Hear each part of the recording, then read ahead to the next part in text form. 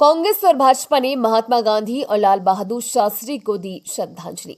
Congress party द्वारा शिमला कांग्रेस मुख्यालय राजीव भवन में कांग्रेस प्रदेश अध्यक्ष प्रतिभा सिंह व लोक निर्माण मंत्री विक्रमादित्य सिंह सहित कांग्रेस कार्यकर्ताओं ने पुष्पांजलि अर्पित की। कांग्रेस प्रदेश अध्यक्ष प्रतिभा सिंह और मंत्री विक्रमादित्य सिंह ने कहा कि भारत को आजाद करने में महात्मा गांधी की अहम भूमिका रही है और अहिंसा के रास्ते पर गांधी चलते थे, उसी पर सभी को चलने की आवश्यकता है। विक्रमादित्य सिंह ने कहा कि महात्मा गांधी और लाल बहादुर शास्त्री का आजादी और देश निर्माण में अहम योगदान रहा है। कांग्रेस पार्टी भी उन्हीं के आदर्शों पर चल रही है, तो दूसरी तरफ भारतीय जनता पार्टी बोली महात्मा गांधी और लाल बहादुर शास्त्री देश ही नहीं दुनिया के लिए आदर्श है। सरकार की तरफ से किसी भी मंत्री का पुष्पांजलि देने न पहुंचना बेहद दुर्भाग्यपूर्ण है।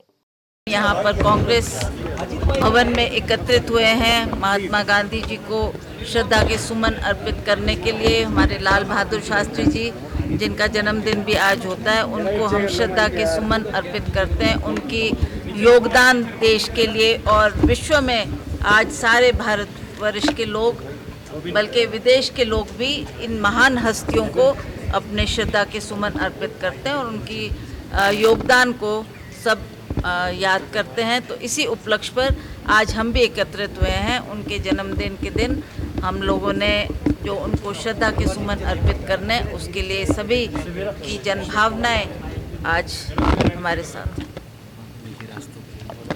और उन्हीं के बताए हुए रास्तों पर हम आगे बढ़ने का प्रयास कर रहे हैं।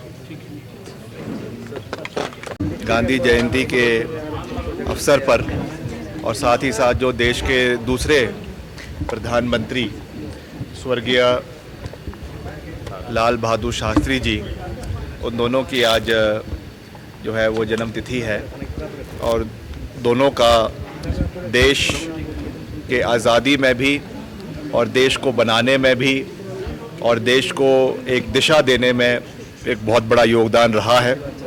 और कांग्रेस पार्टी उन्हीं के मूल्यों पर, उन्हीं के सिद्धांतों पर, उन्हीं के दिखाए हुए रास्ते पर आगे चल रही है। और आज के जो नया भारत बना है उसके परिप्रेक्ष्य में हमें नए भारत का निर्माण तो करना है, उसमें कोई दो राय नहीं है, मगर मूल्य और सिद्धांत वही होने चाहिए जो हमारे देश के आज़ादी के समय में जिन नेताओं ने अपनी जान की कुर्बानी भी दी और साथ साथ बहुत लंबे समय तक जो लोग कारागार में रहे, उन्होंने जिस भारत की कल्पना करी थी, आज 75 साल बाद भी हमें उनकी दिखाए हुए रास्ते पर आगे चलना है, भारत को आगे लेकर जाना है और देश का सबसे मजबूत जो है वो राष्ट्र बनाने में हम सब का योगदान उसमें होना चाहिए। चाहे कोई बड़े से बड़ा व्यक्ति हो, प्रधानमंत्री हो, मुख्यमंत्री हो, पंचायत का प्रधान हो, सब लोगों का एक कंट्रीब्यूशन देश के लिए रहता है। चाहे हमारे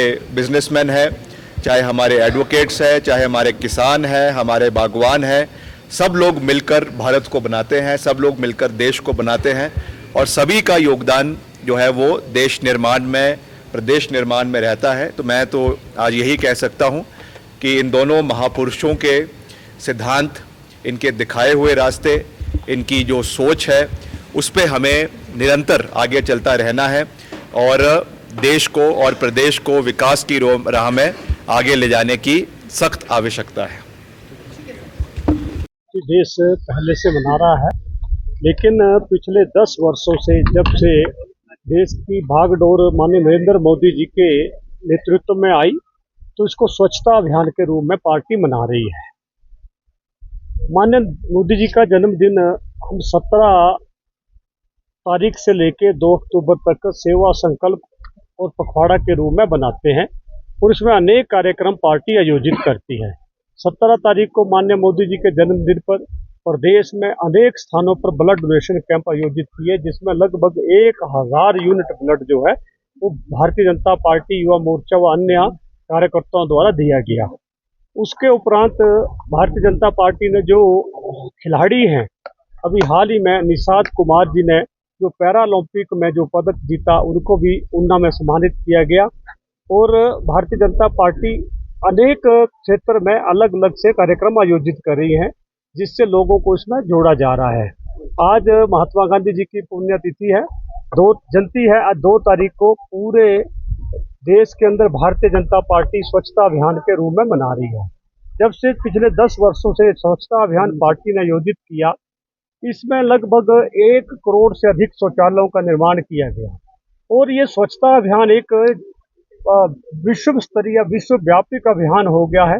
इस स्वच्छता अभियान में हर संस्था, चाहे वो बैंकिंग क्षेत्र हो, एजुकेशन का क्षेत्र हो, प्राइवेट सेक्टर हो, इसमें हर जगह स्वच्छता अभियान के रूप में मनाया जा रहा है और इस अभियान को हम ये कह सकते हैं कि ये पूरे विश्व का अभियान हो गया है। और आपने देखा होगा कि स्वच्छता अभियान में छोटे छोटे बच्चे, स्कूलों के बच्चे भी किसी भी कोई रैपर हो टॉफी का है या कागज हो, उसको फेंकते नहीं है, बल्कि वो अपने बैग में डाल के घरों में ले जाते हैं और घर में डस्टबिन में ही फेंकते हैं।